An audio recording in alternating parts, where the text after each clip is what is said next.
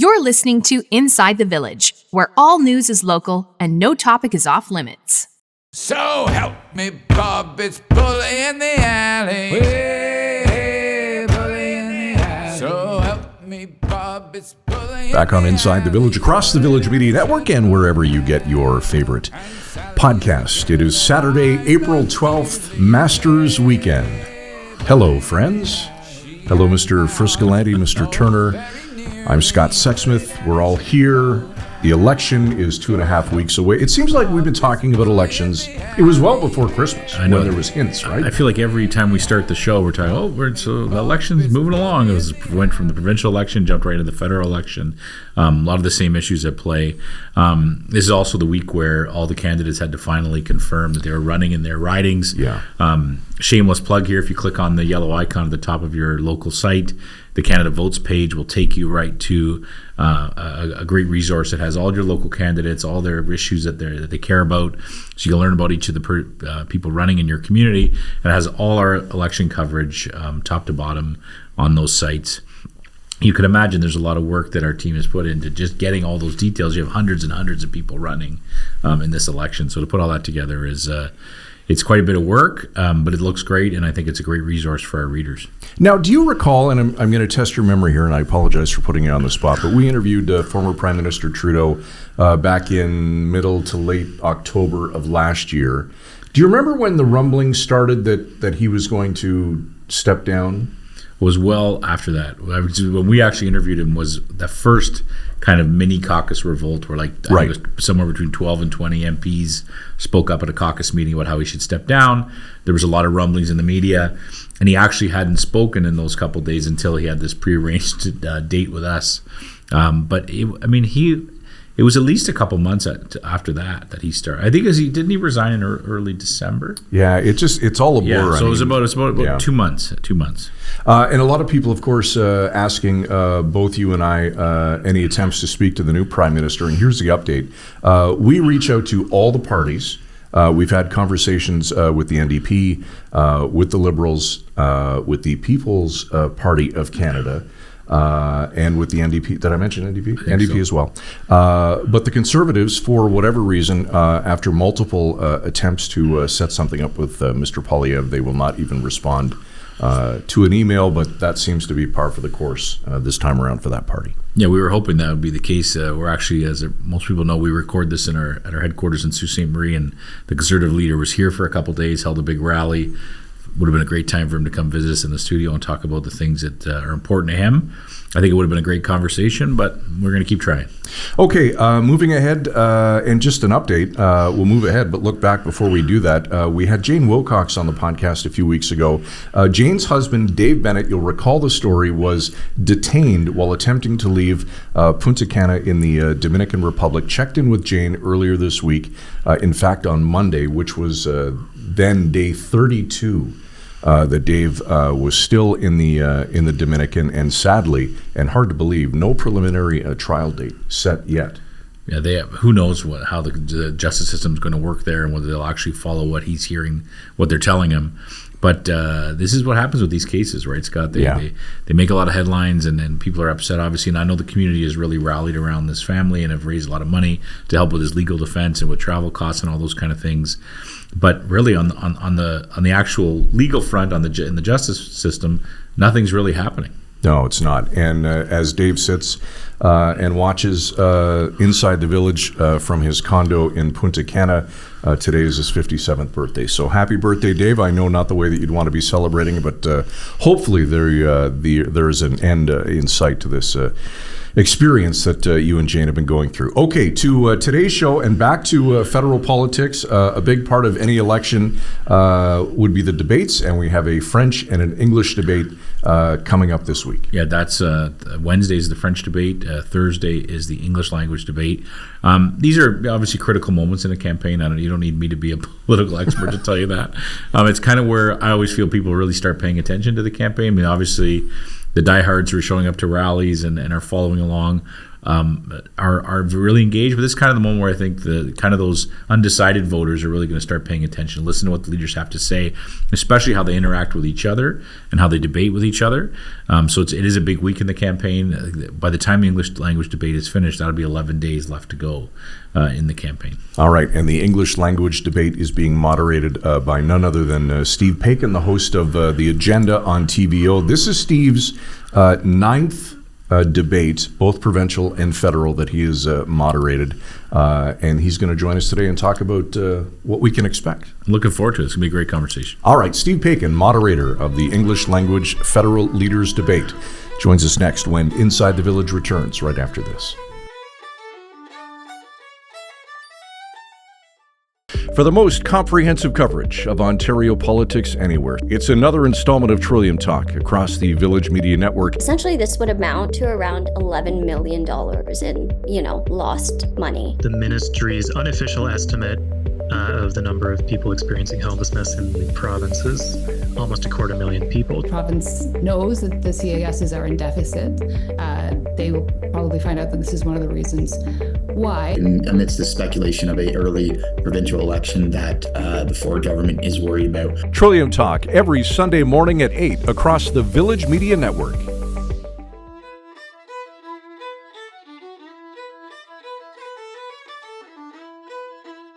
Welcome back to Inside the Village across the Village Media Network, and of course available wherever you get your favorite podcasts with Michael Friscoletti, our editor-in-chief here at Village.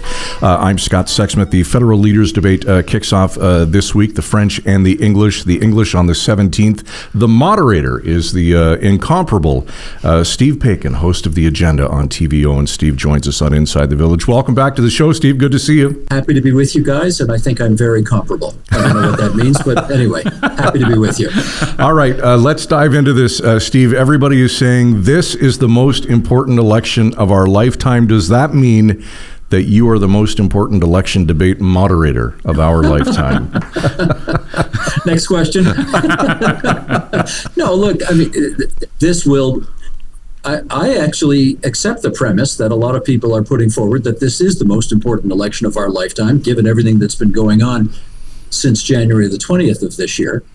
Thanks to our friends from south of us.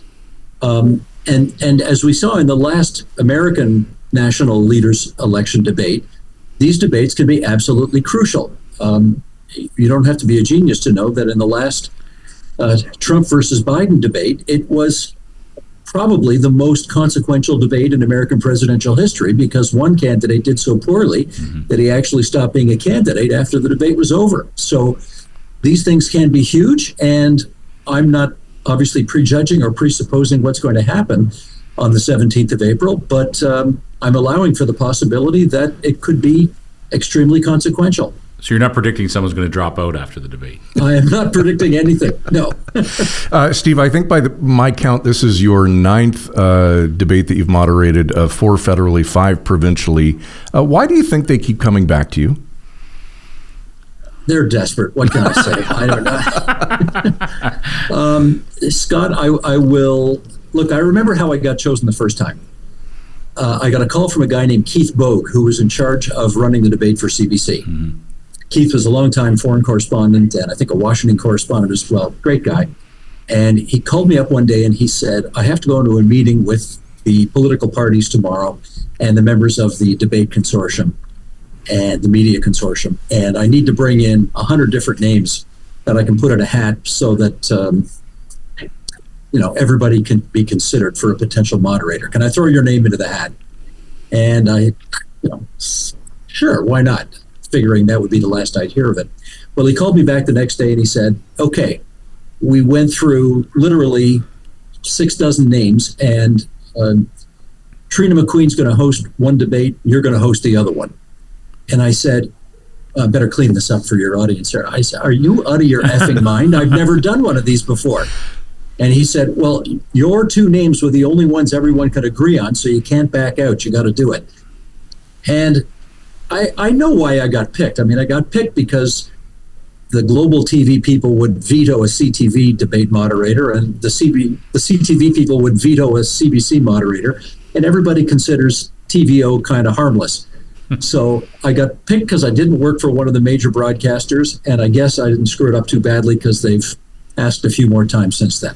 And that was a federal one, Steve? Do you remember? That was federal. Paul Martin was prime minister. What year was that? This would be going into 2004. So I guess it was Stephen Harper, Gilles Duceppe. Don't know if the Greens. I can't remember if the Greens were in that one. Jack Layton, certainly for the NDP. It's funny, we're going back 20 years now. It's hard to remember all this stuff now. For sure. And I can imagine there was a lot of nerves leading up to that, getting prepared for that and doing it for the first time. Do you still feel those nerves? Have you learned different things over the years having done it? Well, I mean, I have learned some things over the years, but yes, the nerves are still extremely intense and only surpassed, I think, by the participants themselves. One of the things we have to remember is that there will be 5 leaders on that stage, and 3 of them have never done a national leaders debate before, including Mark Carney, including Pierre Poilievre. The leader of the Green Party, Jonathan Petno, has never done one either. So I think even though they have a tremendous amount of experience at different things in their lives, this will be new for those 3 to be sure. And how they perform under that kind of pressure with millions of Canadians watching, knowing that one false move can really bring you down, will be very interesting to watch. And you talk about the audience, Steve. I remember when you and I first talked back in, I think it was 2022 on a show that we had called Up Close and Personal, that you made a comment, something to the effect of, if I screw up on the agenda, 100,000 people will see it. If I screw up on a national leaders debate, 3 to 6 million people will see it. So you talk about pressure, but now this being the 9th time, what have you learned during those different debates? It's funny. I remember doing a provincial Ontario leaders debate. I'm not going to remember the year. I think it was in the lead up to the 2011 Ontario election. So it was the 4th leaders debate for then Premier Dalton McGuinty. He'd done 1 as the opposition leader and then 3 more as Premier, 4th one. And I said to him sort of jokingly after it was all over, so I guess these are pretty easy now after, now that this is your 4th one. And he literally stared daggers at me, well, I guess figuratively, but it sure felt literal, as if to say, and then he shook his head and he went, no. And I know exactly what he means now. The fact that I've done more than one of these in the past helps, but there are different challenges and problems and things that you worry about. And I think the first one I ever did, the teleprompter went out as I was reading my introduction. This was the first one I'd ever done. I think another one, maybe the second or third one, I accidentally kicked the cable out of the back of the monitor, so I was flying blind for the whole debate. And I did that right near the beginning. So dumb things can happen that you have no control over, or maybe you do have control over and you just kind of messed up. And you want to try to avoid that if at all possible, but so much of it's out of your hands. That's amazing that you could recover from. I wouldn't be able to. Well, I don't know if I did, but you made it to the end. Yeah, you keep going. Yeah, you just keep going. It wasn't the story of the day in the newspaper, so you must have done okay. For this specific debate, Steve, are you able to talk at all about what the ground rules are going to be? Are you guys still working that out? How this one's going to work? No, we know the ground rules and the format. I think. I'm not sure how much I'm allowed to say about that yet, actually, because I don't think it has actually been put out there. Well, just go ahead and say it, and if you get in trouble, don't worry, nobody watches this show. I'm assuming that a lot of people are watching, and therefore I don't want to get any of us in trouble. But suffice to say, this one's a little different in as much as in the past it was a consortium, right? A group of all the different media partners that essentially mounted the debate, came up with the format, came up with the criteria by which people would be invited. And this one is not like that. The Trudeau government created a debate commission, and the debate commission, which is supposed to be an arm's length agency, I guess, national agency, the debate commission comes up with the criteria, and they decide, you have to have so many seats in Parliament, you have to be at such and such a number in the public opinion surveys. If you don't meet those benchmarks, then you don't participate. They're the ones who come up with the criteria for what leaders can participate. And then they asked for proposals to mount the debate from all the different members of the media in the country. And the CBC put a bid in, I don't know if anybody else did, but the CBC put a bid in, and their bid was successful. And it was then incumbent upon the journalists at the CBC and I was part of their bid. Me as moderator was part of their bid. That's why I'm doing it. They decided what the format ought to be. They were told who they had to invite by the debate commission, but they decided what the format would be, and they came up with the format, and I like it. I hope it's going to allow for lots of questions and lots of good debate, and not rushed. Yep. I think it's a 2-hour debate. So one of the things we really wanted to have is an adequate amount of time for everybody to have their say, and I hope we are successful at that. And are the leaders aware of what the format will be going into it? Oh, yes, of course. Okay, for sure. All right, good. Steve, let's talk about preparation for a moment if we can. Ron McLean told us a while back that he starts prepping for Hockey Night in Canada, which airs Saturday on a Monday. So I can't imagine how much prep time you've had to put in to get ready for this. Okay, let me put it this way. Somebody once asked Dan Shaughnessy of the Boston Globe, who's been covering the Boston Red Sox and sports in New England for decades, how long did it take you to write that column? And his answer was 70 years, because that's how old he is. Yeah. And I love that answer, because basically what it meant was, ever since I was born, I started paying attention to things that I thought could be helpful to this moment. Now, I won't say immediately coming out of the womb, but shortly thereafter, yes. I've been in journalism for 42 years, and there is no doubt that every single thing that I have watched, covered, analyzed, paid attention to over those 42 years has been helpful to the job I will have to perform on the 17th of April. Now, in terms of, actual research documents that I will need to read, I would start doing that at the beginning of the writ period.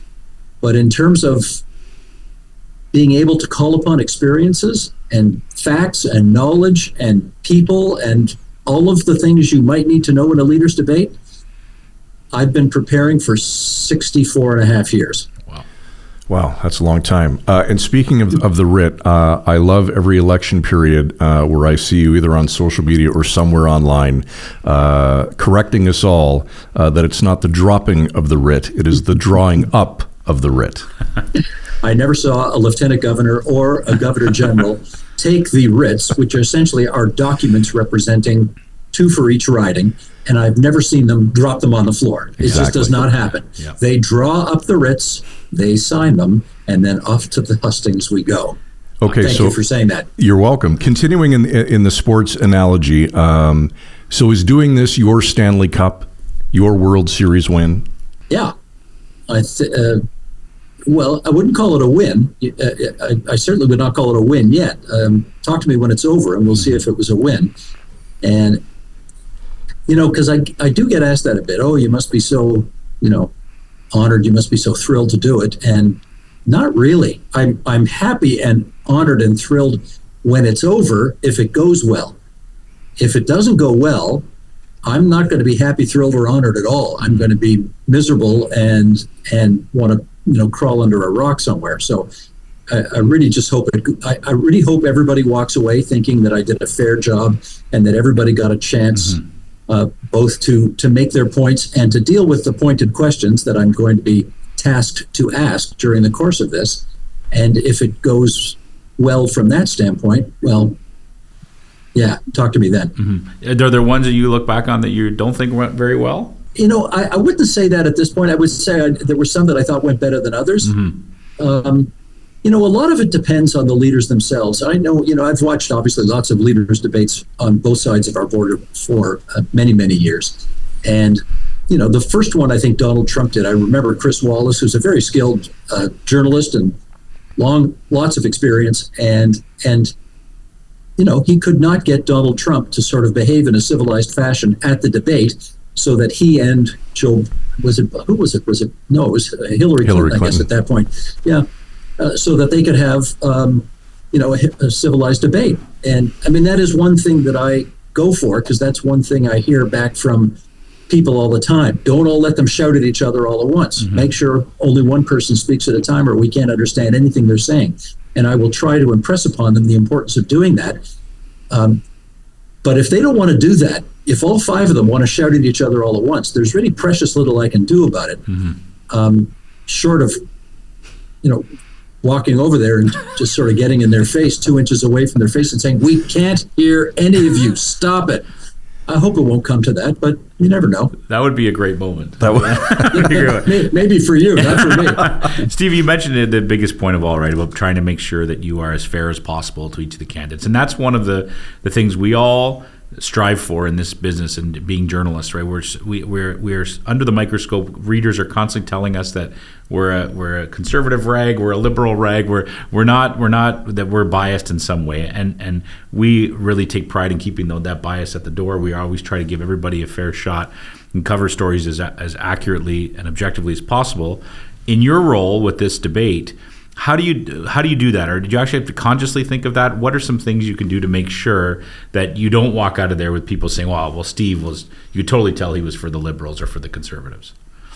Well, I think one thing that I don't do is I don't see it as my job to fact check the leaders. And I think that's sometimes where moderators can get into trouble, is that if they hear something that is just blatantly untrue, they feel an obligation, as is sort of in our DNA as journalists, to fact check these things and say, "I'm sorry, that's just not accurate," and then you go on. If you can get into trouble that way if one leader more than another, and that certainly is the case in the United States with Donald Trump, if he needs fact-checking more than any of the others, you can therefore be accused of saying, "Well, you fact-checked this guy 20 times, you didn't fact-check her at all." Well, she didn't spend the whole debate lying, and he did, so what do? The solution I think I've come up with here is that I'm not in that business of fact-checking. If the leaders think fact-checking is necessary, they can do it with each other. It's their responsibility to fact-check each other, and if I don't get involved in that, then I run less of a risk of people accusing me of being biased. I would just say, you guys know this from your own experience, it's inevitable that people will accuse you of it anyway. I do remember a kind of funny story here. One year, somebody called me up on the phone at TVO after I got back from doing the debate, and they said, "You know what, Paikin, you were obviously so in the tank for the Liberals in that one, and you're even wearing a red tie." And I said to him, "Sir, you need a new television set because that was a purple tie. I made sure of it." So that's one thing you won't see. I won't see a red tie, a blue tie, an orange tie, or a green tie wearing that night, that's for sure. Steve, you've done, of the 8 that you've done, there has to be a memorable moment or 2 that you can recall for us. Well, and that requires, again, on this issue of bias, that requires me maintaining an absolutely stark poker face.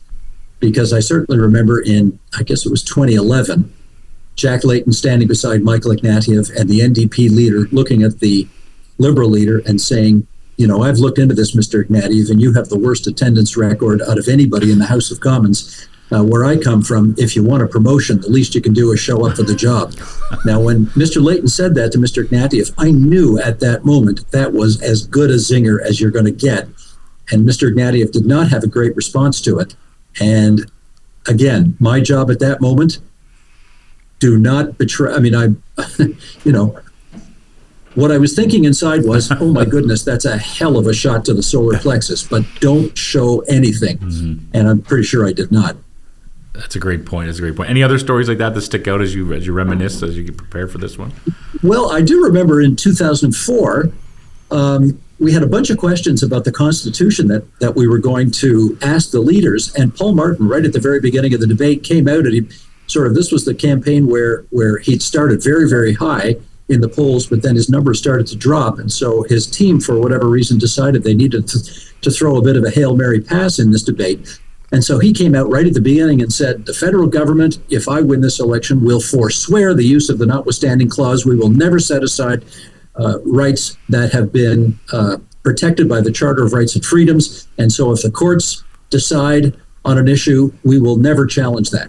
Now, of course, I had 4, 5, 6 questions ready to go about under what circumstances would you use the notwithstanding clause, because for whatever reason, it was a bit of an issue at that moment. And I sort of had to tap dance quite a lot at that moment to come up with some new questions on the spot, because all the questions I was about to ask are suddenly moot. So that's the kind of stuff you remember years later. That's an amazing story. It just shows what goes into having the right person doing this job. For sure. Because that can happen, whether you accidentally pull out the cord or not. That could happen as well, right? Steve, I know, we seem to think, and a lot of people in the general public seem to think, that the debate's kind of a critical moment of the campaign, right? That it's that one time where maybe people start paying more attention to the campaign. It's 10, 11 days out. Finally a chance to see the leaders not just talking in front of a microphone, but talking to each other. Are we right on that? Is this as important as we think it is? I think so. I think it's the one moment, say what you like, it is my firm belief that people can sort of keep a vague watch on what's happening during the election campaign once the writs are drawn up. But they may not be, they've got their lives to lead, and they may not be covering and following every nuance of this thing like you and I are. But there's something about being a good citizen during an election period where they think to themselves, well, okay, I guess I really need to take a couple hours and just see what this thing's all about. And they sit down in front of their TVs or in front of their laptops now or smartphones, and they watch the thing.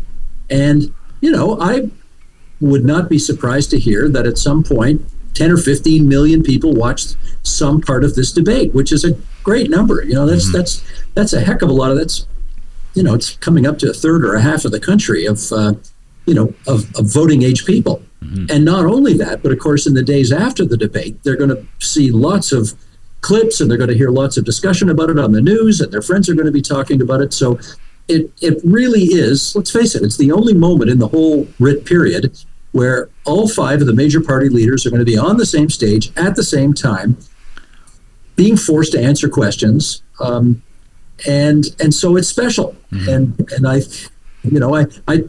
really believe people take it that way. Do you feel like, Steve, because of the importance of this election and the fact that the issues are so big and it feels like the most important election we've had such a long time, that's going to translate at the polls, that we're going to see a higher voter turnout than we've seen lately?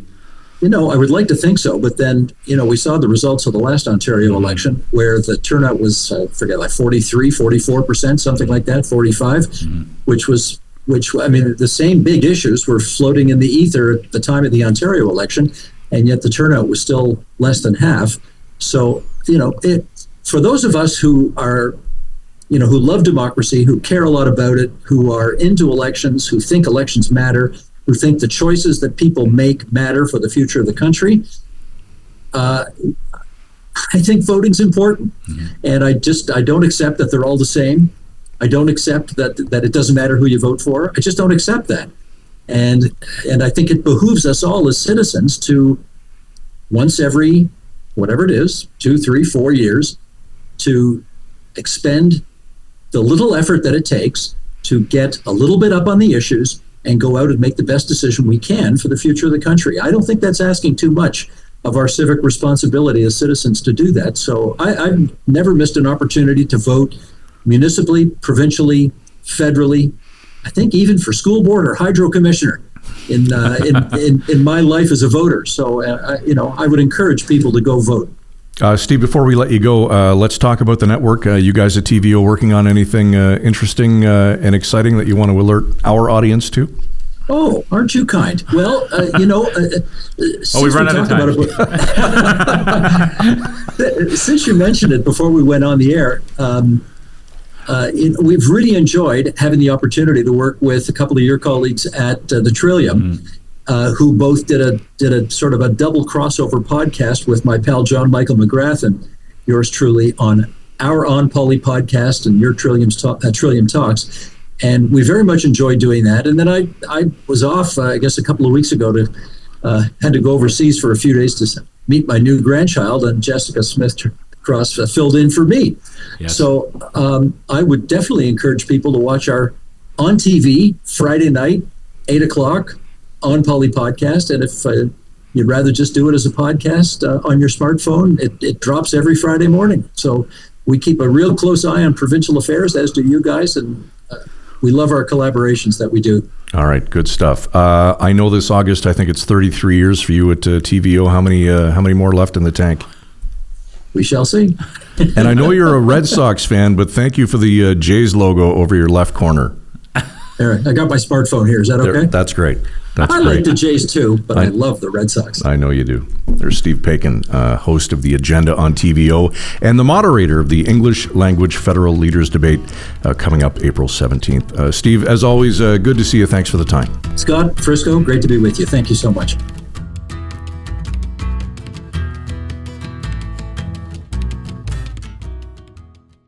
Last year, financial stress had me at my wit's end. I felt trapped and embarrassed that it had gotten so bad. I really felt I had nowhere to turn. That's when I called Ontario-wide Financial. Their home equity lending was a game changer for me. Despite my bad credit and being in a consumer proposal, they helped me get the cash I needed. Thanks to Ontario-wide Financial, I've started this year with hope, not stress. They gave me a fresh start, and they can do the same for you. Ontario-wide Financial, because everyone deserves a second chance.